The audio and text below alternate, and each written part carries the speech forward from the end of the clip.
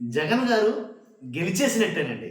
ఎలా అంటే ప్రతి విషయంలోనూ ఆంధ్రప్రదేశ్‌లో జగన్ గారి మీద వచ్చిన ప్రతిసారి ఏదైతే ఏ అపవాదు వచ్చినా సరే, అన్ని విషయాల్లో కూడాను జగన్ గారు గెలుస్తూనే వచ్చాడో చెప్తాను నేను. తిరుపతి లడ్డు ఏదైతే ఎంత దారుణంగా అయితే కుట్ర జరిగిందో ఆంధ్రప్రదేశ్‌లో, ఎన్నో కొన్ని కోట్ల మంది హిందువుల మనోభావాలు దెబ్బతినేలాగా. కాబట్టి జగన్ గారికి ఏంటి అసలు ఎలా అంటే తిరుపతిలో అడుగు పెట్టడానికి కూడా సరిపోడు అని కొంతమంది మాట్లాడడం. భజన చేసుకుంటూ వచ్చిన వాళ్ళు కొంతమంది అయితే గనక రాష్ట్రాన్ని పరిపాలించే ముఖ్యమంత్రి గారి ఆ స్థానంలో కూర్చొని చంద్రబాబు నాయుడు గారు మాట్లాడిన మాట ఏంటండి? కాబట్టి ఆయన అంటే నిజ నిర్ధారణ కాకుండానే లడ్డు అపవిత్రమైపోయింది, పంది కొవ్వు కలిసింది లేదా ఫిష్ కొవ్వు కలిసింది, ఇలా రకరకాల కొవ్వులన్నీ కలిసాయి, అపవిత్రమైపోయింది తిరుపతి అని మాట్లాడడం ఎంతవరకు కరెక్టు? కాబట్టి వీటన్నిటికీ చెంపబెట్టులాగా సిబిఐ మరోసారి నిజ నిర్ధారణ చేస్తూ లడ్డూలో ఎలాంటి కొవ్వు కలవలేదు అని క్లియర్ కట్గా అయితే చెప్పడం జరిగిందండి. ఎలాగంటే మనం మామూలుగా కాదు, ఏదైతే ఐసిఏఆర్ అలాగే ఎన్డీడీపీ ఈ ల్యాబుల్లో పరీక్షలు చేసిన తర్వాత శాస్త్రీయంగా శోధించి సాధికారికంగా సిబిఐ నిర్ధారణ చేసినటువంటి రిపోర్ట్ బయట తీసుకురావడం జరిగింది. నిజంగా మన వాళ్ళు కాదు, వాస్తవంగా చెప్పాలంటే జగన్ గారి మీద వచ్చిన అబద్ధాలన్నీ కూడా, వాళ్ళు ఏవైతే అబద్ధాలు చేస్తున్నారో ఆ అబద్ధాలన్నీ కూడా, జగన్ గారి మీద వచ్చిన అబద్ధాలన్నీ కూడా ప్రతిసారి పటాపంచలు అవుతూనే వచ్చాయి. మీరు అబ్జర్వ్ చేశారా లేదు? ఒకటి రెండని కాదు, ఏదైతే 14 లక్షల కోట్లనో లేకపోతే అన్ని కోట్లను ఇన్ని కోట్లనో జగన్ గారు అప్పులు చేసేసాడు అని అన్నారు. ఏంటి అసెంబ్లీ సాక్షిగా వాళ్ళ నోటే చెప్పాల్సి వచ్చింది. ఏంటి వాళ్ళని ఏదైతే జగన్ గారు అప్పు చేశారో అసెంబ్లీ సాక్షిగా అంత కాదు, ఇదిగో ఇన్ని లక్షల కోట్లే అని చెప్పడం జరిగింది. కాబట్టి ఇలా ఒకటి రెండు కాదు, ఏదైతే జగన్ గారు చేస్తున్నటువంటి ప్రతి పనికి అంటే క్రెడిట్ చోరీ చేయడం, అంటే జగన్ గారు చేసింది కూడా మేమే చేశారని చెప్పడం, మళ్ళీ అది ఆ అబద్ధం కూడా పటాపంచలవడం, ఇలా ప్రతి విషయంలోనూ జగన్ గారు గెలుస్తూనే వచ్చాడు అనేది నేను చెప్తా ఖచ్చితంగా. ఎందుకంటే కనుక ప్రతిసారి ఈ ఒక తిరుపతి లడ్డూనే చూసుకుంటే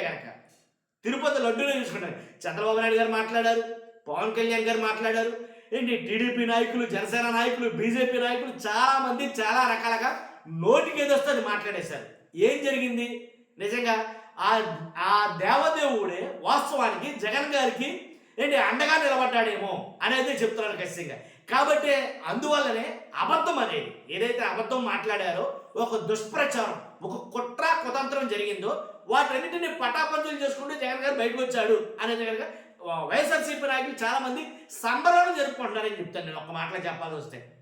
ఎందుకని సిబిఐ ఏదైతే సిబిఐ ఆధ్వర్యంలో వేసినటువంటి స్థితి ఏదైతే ఉందో అది నిజ నిర్ధారణ చేసి ఒక నివేదికను ఒక రిపోర్ట్ బయట తేవడం వల్ల.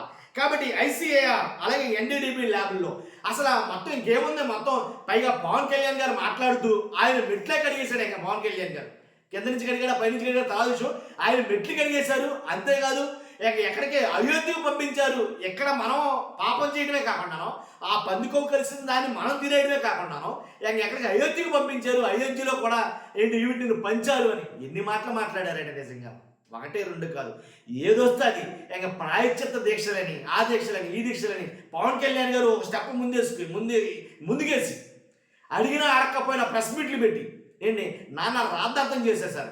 నిజంగా తిరుపతి లడ్డు చేతితో పట్టుకోవాలంటే అది గుర్తుకొచ్చి భయమేసి చాలామంది హిందువుల మనోభావాలు చాలా మంది దెబ్బతిన్నాయి. ఇప్పుడు చాలా సంతోషిస్తున్నారేమో హిందువులు అందరూ కూడా ఇలా జరగడం వల్ల. కానీ నేను ఒకటే చెప్తున్నా ఏంటంటే కనుక ఇక మీదట ఏమన్నా జగన్ గారి గురించి చెప్పాలంటే జనాలు నమ్ముతారా? వీళ్ళ మాటలు జనాలు నమ్ముతారా? జనాలు నమ్మేటట్టు వీళ్ళకి ఉంటారా వీళ్ళ పరిస్థితి అనేది నాకు అనుమానం వచ్చింది. ఎందుకంటే కనుక ఏది చేసినా సరే, ఏది చూసుకున్నా సరే అబద్ధం పటాపంచులు అయ్యింది, ఏది చేసినా సరే. కానీ ఇక మీదట జనాలు వీళ్ళు చెప్పే మాటలు నమ్ముతారా లేదా అనేది ఆలోచించుకోవాలి. ఎందుకంటే అలాంటి మాటలైతే మాట్లాడడం జరిగింది, అలాంటి అబద్ధాలు అయితే వదిలివేయడం జరిగింది. కాబట్టి ఖచ్చితంగా ఈ దర్యాప్తు ఏదైతే నివేదిక వచ్చిందో నిజంగా వైఎస్ఆర్సీపీ వాళ్ళకి పండగ చేసుకునే టైం అని నేను చెప్తా. చూస్తున్నా మీరు అక్కడ మీ అభిప్రాయం ఖచ్చితంగా కామెంట్ రూపంలో తెలియజేయండి. ఫస్ట్ అయితే లైక్ చేయండి, కొత్తగా మన ఛానల్స్ పక్కాగా సబ్స్క్రైబ్ చేయండి, మీ అమూల్యమైన అభిప్రాయాన్ని కామెంట్ రూపంలో తెలియజేయండి. Thank you very much.